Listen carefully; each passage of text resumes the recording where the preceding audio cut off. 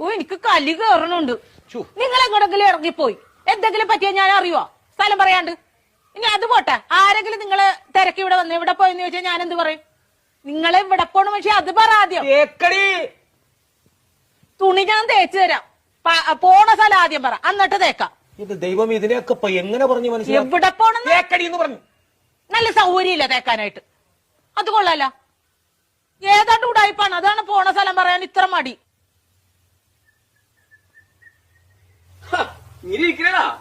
റെഡിയായില്ലേ? ഷട്ടമൂണ്ടും തേക്കാൻ പറഞ്ഞിട്ട് അവള് തേക്കാനല്ല. നല്ല സൗകര്യല്ല തേക്കാനായിട്ട്. പോണ സ്ഥലം ഇതുവരെ പറഞ്ഞില്ലല്ലോ. എടാ ഒരു 100 വട്ടം ഞാൻ ഇയാളോട് ചോദിച്ചു എവിടെ പോണെന്ന്. എന്നിട്ട് അയാൾ തുണി നാക്കണ കാര്യം പറയണല്ലാതെ പോണ സ്ഥലം പറയണില്ല. എനിക്കും പറ്റൂല. ഇയാൾക്കാ പറയാൻ കഴിയില്ല. നീ എങ്കിലും ഒന്ന് പറയാം എവിടെ പോണത്. ആഹാ അത് കൊള്ളാല. ദേ ഒരു കാര്യം ഞാൻ പറഞ്ഞേക്കാം, എന്റെ കെട്ടിയൻ എന്നെ ഇടിപൊടി എന്ന് വിളിക്കും. എന്ന് വെച്ച് കണ്ടവന്മാര് വീട്ടിൽ കയറി ഒന്ന് ഇടിപൊടി